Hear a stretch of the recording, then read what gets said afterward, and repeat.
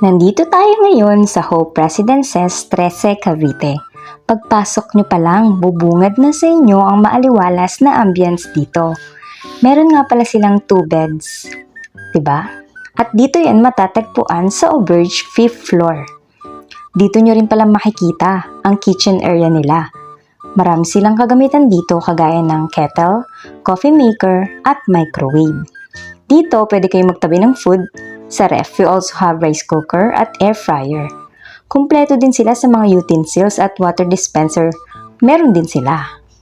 At dito naman yung dining area nila. May mga lalagyan din, pati condiments, diba? Ang cute.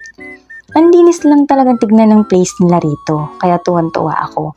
And when it comes sa mga kagamitan, very classy at unique. Wala kasi sa bahay namin nito, char. Tinry ko nga dito maghugas ng kamay para ready na mamaya sa pagkain. Motogs na kasi.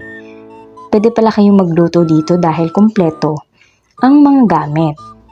Papakita ko sa inyo na pagbukas ko ng cabinet, nandito yung mga plates and mga ibang utensils nila. Oops, be careful kasi may mga babasagin din. Bibili muna nga pala ako ng pagkain at buti na lang, napakalapit ng SM dito.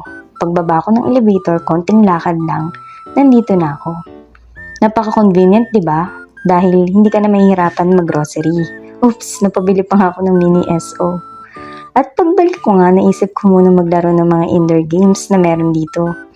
Ayan, habang nag-iintay sa niluluto, magpapakabata muna tayo. Ang ganda ng mga interior dito. Napaka-creative ng design dito sa Auberge. Pwede rin nga pala kayo dito mag-Netflix dahil may wifi din. Marami kayong pwedeng gawin dito. Ang cute ng mga kulay. Dito naman, yung kanilang bathroom area. Pinaka gusto kong part ay yung LED light. Yung salamin nila rito. Wow, ang astig.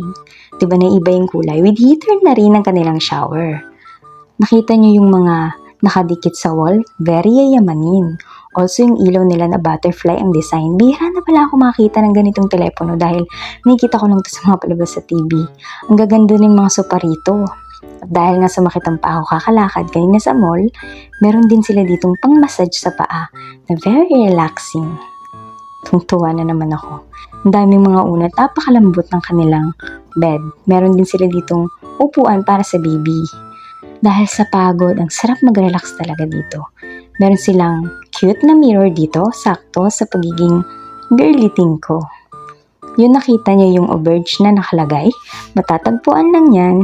Syempre dito sa 13. May Facebook page sila para in case na gusto nyo rin ma-experience ang lugar dito. Kindly message to page. Bye!